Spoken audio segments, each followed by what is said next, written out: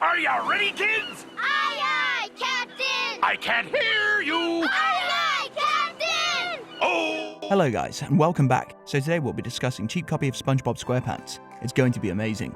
Make sure to watch it until the end. So let us get into it. On the off chance that you do not have the foggiest idea who this yellow sponge is, then you've been living under Patrick's rock. And in the event that you do not have the foggiest idea who Patrick is, then you've not been living at everything. Except Spongebob is perhaps the most well-known kids shows likely ever. So, that prompts a shameless ripoff. This show is called Coconut Fred, and we know precisely the thing you're thinking at present value. That isn't SpongeBob. It doesn't indeed even look like SpongeBob. Oh my god. Well, definitely it doesn't look like SpongeBob immediately. However, how about we jump further into this point and afterwards you'll see the similarities. So, the summation includes an island occupied simply by natural products. The inhabitants appreciate the tropical heaven. However, they should share that quiet, perfect world with the unusual Coconut Fred, who is silly, however consistently cheerful. There's an entire parcel of tricks going on here, as you would expect with this fundamental character. There's an arrangement for now, and we need to think about what it is. Here's a clue: what sort of individual wears this uniform? Now, the general style and tone of the show has that tropical feel unquestionably taken from SpongeBob. It may not be submerged, however, it is pretty darn close. When you're on an island in the centre of the sea, at any rate investigate the primary star of the show, Coconut Fred himself. He's noisy, silly, wacky, and interesting. When he says amusing, it totally means unfunny and inept. Essentially, you take the character of SpongeBob, you make him more arbitrary and uproarious, then you include a lot of inept jokes that aren't actually that acceptable. Well, Coconut Fred is here, and you'll immediately disdain him. One fascinating thing is that one of his expressions is, "Yay, me!" and that may sound natural to you. London Tipton and Sweet Life of Zack and Cody consistently applauded and said, "Yay, me." Really, that makes anybody advertise, since now it is anything but a sweet life. What is more, Coconut Fred crossover, that would be one of the best 10 anime crossovers ever in any case. How about we move on to different pieces of the show? So there is a lemon character named Wedgie, and he is fundamentally Squidward. He's irritated by Coconut Fred's shenanigans, so he gets surly. Furthermore, it does not actually like him. It sucks that the show cannot think of unique characters, since they just rip off SpongeBob precisely, and it just isn't enjoyable to observe. Some individuals may say this isn't a SpongeBob ripoff, since there are a lot of shows with noisy and happy characters like SpongeBob. However, this is diverse. It's a tropical setting, it has precisely the same characters, and it has talking things that shouldn't ordinarily talk, in case you're as yet not persuaded that this is a shameless SpongeBob ripoff.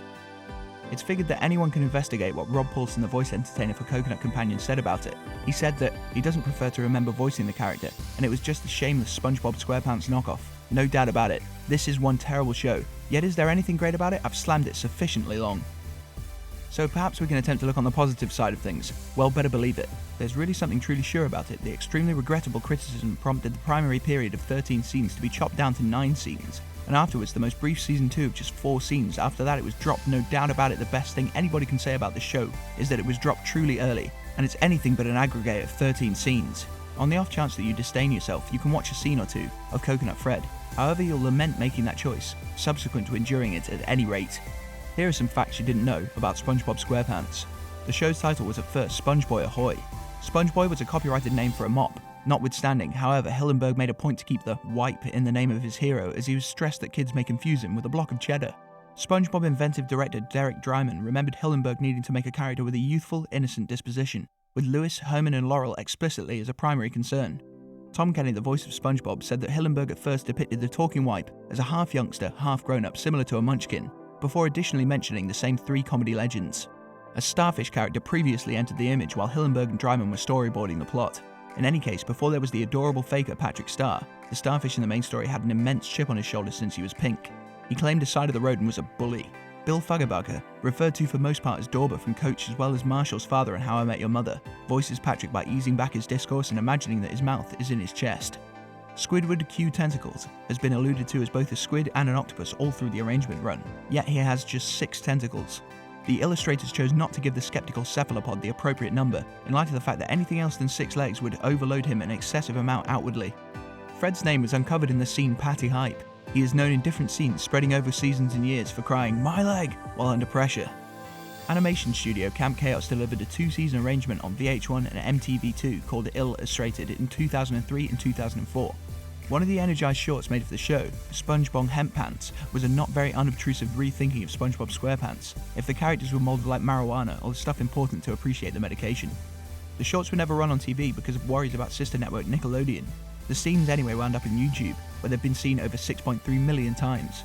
The genuine show's stoner-accommodating standing remaining parts flawless today, helped by the satire and the frequently rehashed truth that the scene title of Season 4's 20th scene is titled Best Day Ever.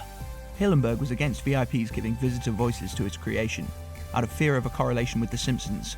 2 exemptions for the standard during the initial 3 periods of the show were Tim Conway and Ernest Borgnine, who played SpongeBob's most loved superheroes, Mermaid Man and Barnacle Boy.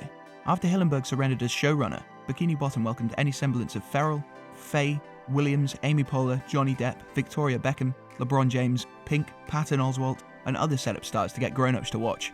Scientists at San Francisco State University dedicated another type of mushroom, Spongiformis squarepantsii, in 2011 because of its similarity to the ocean wipe. At the point when the scientists additionally noticed that the spore-delivering space of the organism found in the backwoods of Borneo took after an ocean bottom covered in tube wipes, it wrapped everything up. It's anything but a fruity or stale-smelling scent. Requiring new stories for Season 2, recently recruited story manager Meriwether Williams was entrusted with aiding the composing staff come up with thoughts. She gave those duplicates of Ray Bradbury's paper assortment Zen and the Art of Writing. A particular composing exercise that produced numerous plots for the SpongeBob staff was designated the noun game. Williams had everybody compose 3 to 6 nouns on little bits of paper and spot them in a cap. They would draw one, then at that point go through briefly composing an unfiltered story dependent on that noun. Outperforming Rugrats' past record of 172 scenes, SpongeBob Squarepants will communicate its 200th scene during the Ebb and Flow season, the show's 10th. The show has not broadcasted a unique scene since March, however. It is on a break to finish creation on the subsequent film, the SpongeBob movie Sponge Out of Water, set for discharge next February. The 3D spin-off was at first expected to come out several weeks after the fact on February 13th, yet Paramount Pictures moved the delivery date forward to keep away from the contest with 50 Shades of Grey. So, that was all for today's video, guys. Make sure to hit like, share, and subscribe to our channel. Also, let us know your thoughts about the video in the comments section.